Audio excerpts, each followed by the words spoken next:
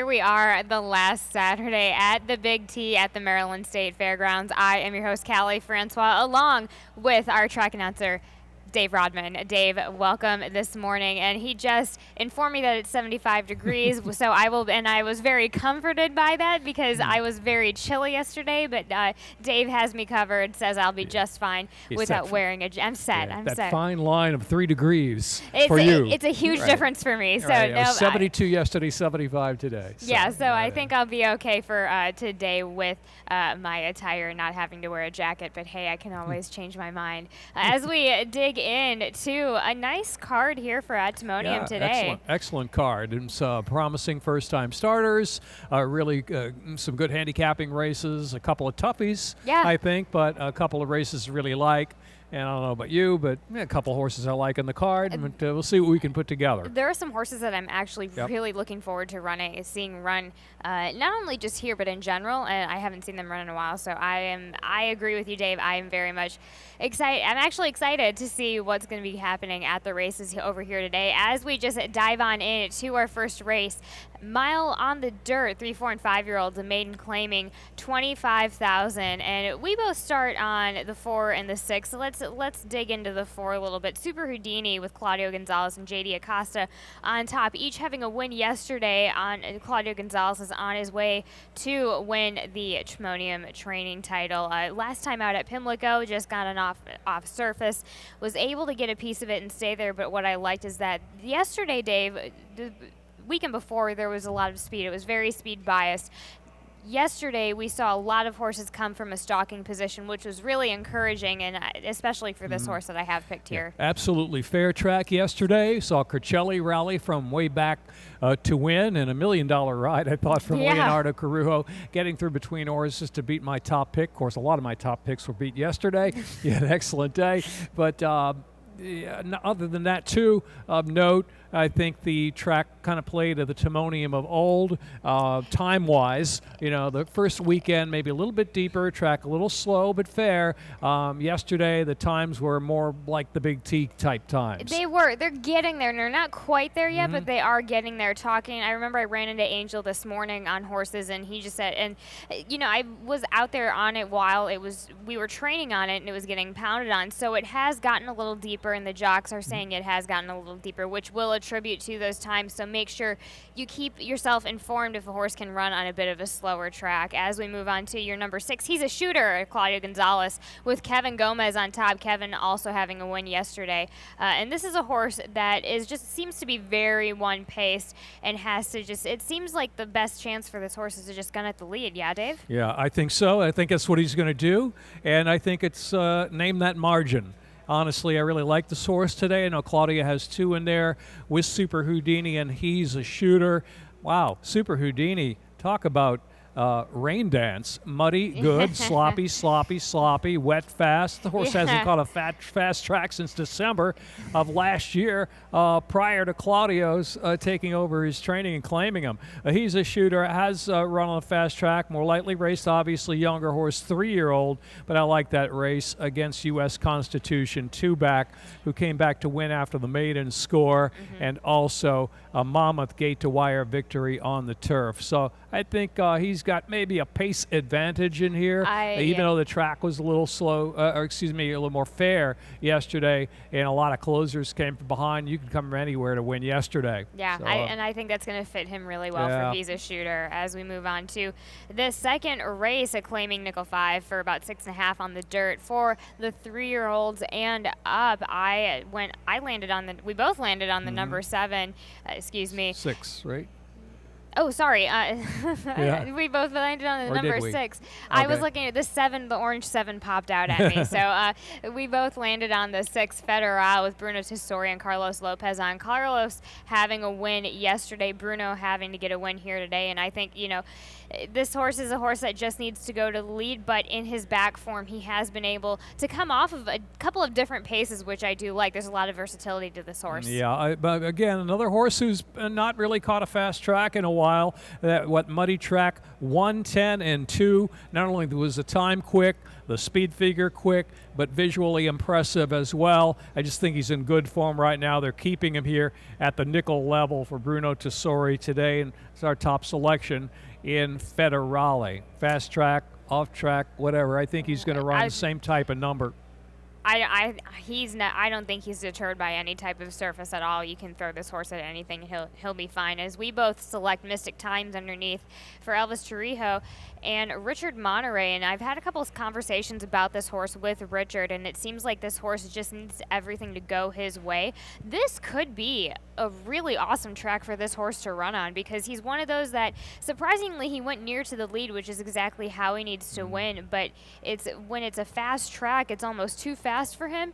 This bit of a fair track actually might set up for Mystic Times very well indeed. Well, the key is 6.5 furlongs. He had a really good trip, I thought, under Richard last time out, breaking from the one hole, kind of worked out a trip off of speed and got to the outside for a 4-wide bid and gradually edged away. So the extra 16th of a mile is going to help him, assuming he can retain that form on a fast track, which he can. He's been around some of his competition today, not far behind Tom Terrific. He's run against him before, so he's also a very honest horse. But Federale looking for a carbon copy of his last race, and I think will do enough in that race. I guess your options would be the 7 and the 4. Yes, as we move on to the number 3 race, another nickel for 6.5 for the 3-year-olds and up again. Bit of a different condition this time, and this time we both land on the number 7. Well, Self-Awareness with Kieran McGee and Carlos Lopez on top. And again, as to quote you, just a carbon copy of what he ran last Friday over here at Timonium, same distance, just short rest. You always have to worry, but you see horses come here at Timonium run a couple of times. Some horses I've seen run 3 times during the 7-day meet. It's happened before. With Self-Awareness off a dazzling victory on the class drop. Don't know what the excuse was at 30 cents to $1 off the claim, but Kieran McGee immediately dropped him. And talk about legitimate and time on a deeper track last week, 119 and 3. Very few horses were even breaking the 120 mark. Yeah. That was a really quick time. So consequently, he got a nice buyer figure of 76 off the race. And I think Carlos is going to ride it the same way with a couple of these winners. If they're winning, they just go straight to the lead, and they make a clear lead and a fast lead early, and they're able to end up keeping that. I think he's clearly chased away some of the competition with a 1, 3, 6, 8, 9, and 10 scratched in here. So if he's a no-show, what happens? I mean, I really don't know. What does happen? I would imagine whoever the next best speed is might have a chance, right? Amen Corner, Amen. Someone like that. Or Blue Danube, who's shown flashes of speed in the past and actually come from slightly off the pace in the past, but we agree here in the 7. He'll be a short price and a short field. Absolutely. As we move on to the number 4, our big first race of the day, starter optional claiming 25 for 6.5 for the girls on the dirt. As we both open up with Ranchar Charlie Frock. I ran into him yesterday, and he is very much looking forward to this horse running today. So for me, that's all I need to say about this horse. Well, the weekend is really kind of, I think, the key to the race, right? Right. She's quick.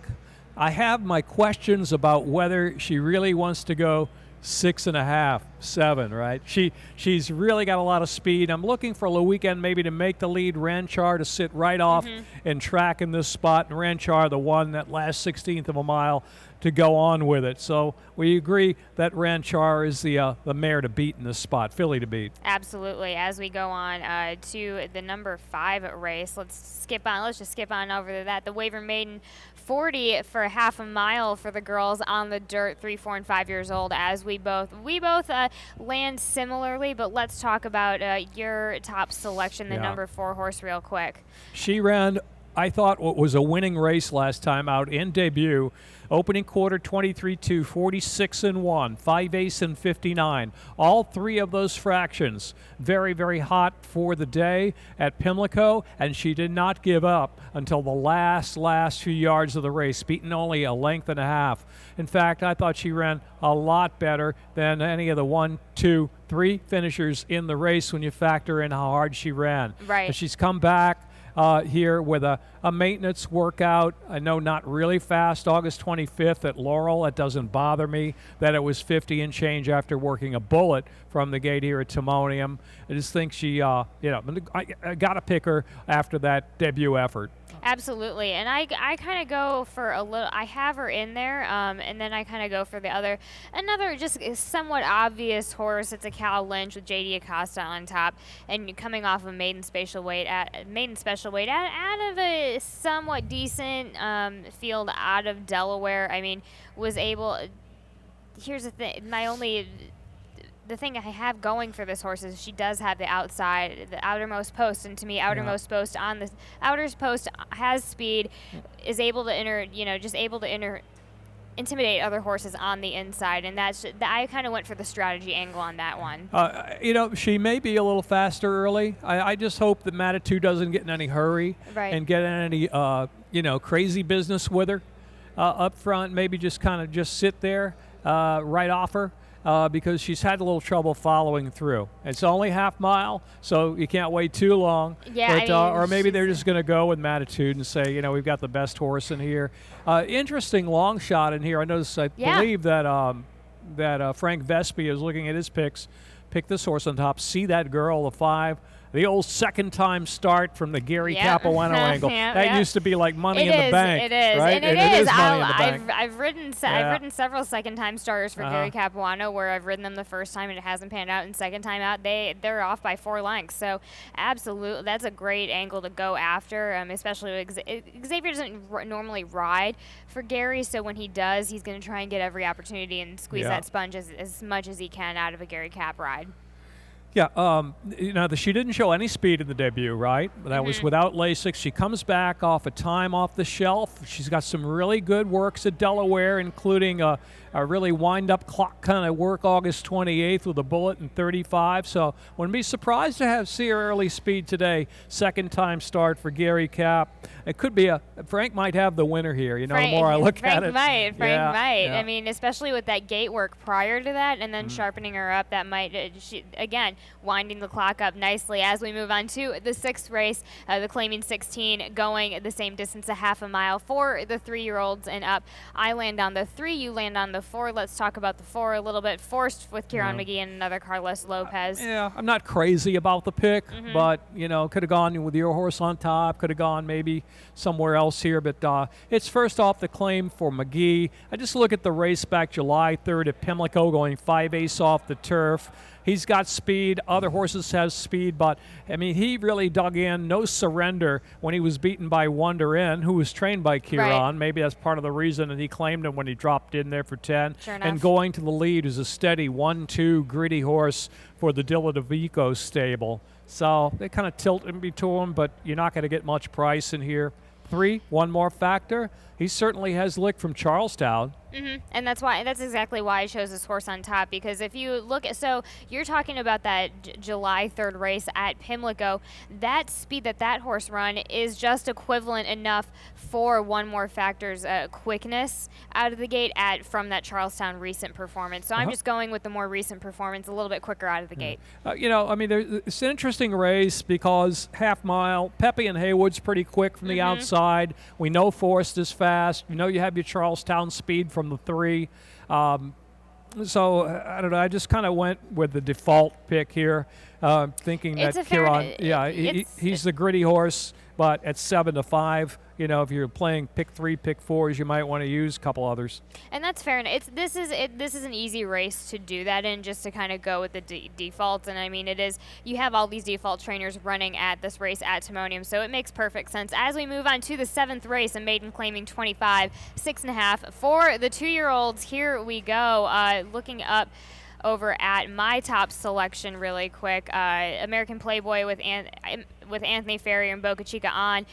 Looking at this horse's formula, one thing I do like about the Gateworks lead. So first of all, he's out of American Freedom, who's 18% with his first time out. Yeah, so he's a hot young sire. American Freedom. And then you've got Ferrier 24% off of first start. But what I do like, and I've just noticing how Ferrier preps these 2-year-olds. So he takes them to a bull ring first time out no matter what. But what I do like is that he has a decent bottom on this horse. I see 2, 5, furlong works out of the gate, which I'm okay with that. I love that for this outfit because they normally, their biggest tick I can go against them is sometimes they don't have a big enough bottom where they can get away with it in a bull ring. Right. So this is kind of the perfect setting for that.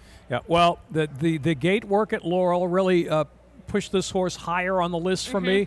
Probably could have picked him on top. Let's talk about your pick and American Freedom's American Playboy here. That gate work August 15th at Laurel, a minute from the gate. Okay, there were 3 gate drills that morning. Another horse that worked out of the gate was Toy Tiger, trained by Anthony Farrier, yep, who came back to win August 19th in the 3rd at Charlestown, buying up with a 54 Beyer figure. I don't see anyone in here that gets anywhere in the 40s even. Well, and then he has Toy Tiger in the next race, which is an optional 50. So we can get to that, but yeah. So I would think he's got speed, is what I'm trying to say. The horse has speed. Yeah. The horse will have Right. the horse will have speed. So let's touch up on your top selection real quick. All for Love with John Robb and Xavier Perez. If experience counts, maybe he can improve 3rd off. Out. It's second Lasix for him. Solid effort for Maiden 25 at Delaware Park behind a winner who won in a minute 6 4/5, a little better than par time for Delaware for that level, and galloped out very strongly after a solid finish. Closed willingly, see in the short comment, and on the gallop out, he was in front. That was 5.5. This is 6.5. I go by that angle as well on the gallop out. I love watching gallop outs to see how it plays into the next race going forward with that. And we both land on the 3 and the 2, Summer Ash and then Gallant Gold. Summer Ash, Claudio Gonzalez, taking a little bit of time, but you have the major drop in class, and then the nice work on the 14th, on the 7th of August, but that nice work out of the gate didn't amount to much after that, after his run on the 14th at Monmouth. So this course just may need time. There's something about Summer Ash. Remember that movie? I don't. Oh, you're going to have to tell me about that later. Okay. Well, there's something I remember about this horse last out. I know he hesitated at the start, maybe just a little bit antsy in the post parade. Now he comes back as a gelding, first time gelding. Well, there we go. I kind of remember the name, didn't make a note that day, but he's interesting because he's from Claudio's barn. It's second time blinkers. He comes back as a new gelding in here, and he catches a fast track for the first time in his career. And I think he's going to be able to be okay with that. Touching on Gallant Gold real quick, this is another horse on the drop down that just needs a little bit of experience, but had a nice work at Laurel coming out of the gates right before he showed up here to work today. As we go into the 8th, the allowance optional claiming 50. 6.5 for the girls. I'm going to go right into my top selection, Beneath the Stars, Anthony Farrier with Boca Chica on. I was getting on this filly in the mornings. I'm the biggest fan of this filly. And then going to her Charlestown race, there were a lot of hopes for this filly before she even went into her first start. And I was talking about this with Frank last weekend. She was one of the races that got canceled last weekend, and he made a note as well that all Boca did was just tap her, and she was gone. So there was I remember this horse. Right, there's a video. Yeah, we mentioned that. Right, there was plenty. Yeah. There was plenty for her to do. That didn't need that. It was basically a public workout. She just took off. Yeah. When he tapped her. A lot of class. Geraldo's riding today. Boca Chica was. Oh, I'm sorry. Boca Chica must be on Toy Tiger. That's why I'm saying he had sorry. a double call Boca Chica, and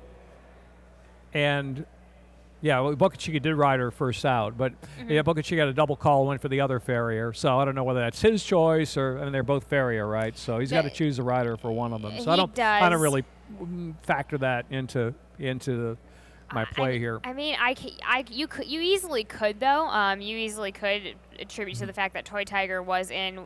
Boca Chica did choose Toy Tiger. Now, my only thing is that while Toy Tiger did throw in some faster numbers, I think he was trying. There was a little bit more try in that effort, where I don't think my top selection tried as hard. Let's move on to your top selection though. Number 8, Buff My Boots with John Salzman and J.D. Acosta on top. When she broke her maiden for 25, I said, she's got bigger things ahead of her. Well, they tried her on the turf at Colonial. She was 8-1 in a tough field. Cavalier Cupid on a roll. Rambert. I mean, that was a pretty tough field. Now she's coming back to dirt.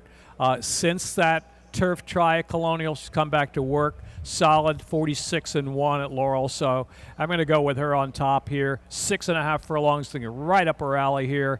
She's a talented filly. I think you'll see some bigger things from her ahead. So that's the reason I went with her, and really kind of toyed a little bit with Hicktown in the race as well. She comes out of the race debut run at July 9th, where Sensun was third, right? That filly's run up at Colonial, and she's running in some really tough company up there. It's an interesting race. A lot of fillies will move forward. I think a lot of fillies will move forward. Some may regress here. This is a nice class. This is a nice field for this race. I think there's going to be a lot of splitting hairs, and there's going to be a big line. Girls to women. We're going to find out who the women are in this race. And we'll find out about the quarter pole, yes. I would think, because yes. it's 6.5. You know, a lot of these horses have broken their maiden 4.5. Shorter distances. It's time to stretch out, see what you got, see what kind of pedigree you have, see if you have any class about you. Absolutely. As we move on to the nightcap of the night, and claiming nickel for 6.5 again, and I ended up landing up on the 4 on top. Don't baggage check with Jonathan Maldonado and Thais Pastina, who I'm going to give an excuse for that last race. Something seemed to happen at the gate. The horse just didn't fire. I'm putting a big red line through that last race, and I'm adding to the fact that the horse does have some bull ring experience over at Charlestown and was okay for that. So I'm kind of throwing in a faith on this one. Okay, yeah, she's got some speed, and I remember her races back last year, the fall, the winter. I mean, she's very quick. So if she comes back to that form, she could be a formidable filly up top. I went to a horse I think will sit right off with there, and that's Spirit or Spite, coming out of the Shatter Me race at Delaware Park.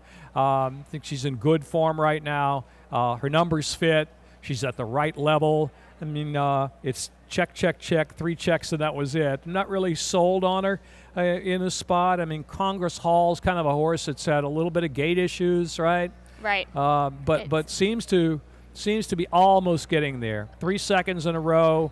Hasn't won since the claim, but it seems his last 3, especially against a speedy Zig, was a kind of a step in the right direction for her. At least maybe use her in exactas. She's so honest, you know. It's fair. I'm giving, like I said, I'm giving that whole barn a break right now because they were noticed heavily. You're avoiding it, and wisely so, I guess. Yeah, it was the whole barn. I thought has been heavily campaigned throughout the Pimlico meet because he's based at Pimlico, which is fair enough. So I'm just giving the whole barn a break until they start gearing up again. Probably at the end of. I'll probably put him back in my picks at the end of September at Laurel. Sublimity comes out of the Zig race as well. I mean, you've got several horses coming out of the Zig race in here. One of them, Sublimity, Christian Geraldo aboard. Angel Cruz, I had a double call in the race, goes to Golden Lassie from the Claudio Gonzalez barn. Your top pick. Yep, absolutely. As that wraps us up for today at the races here at Timonium, I am Callie Francois with Dave Rodman. Best of luck to everybody, and thank you for joining us.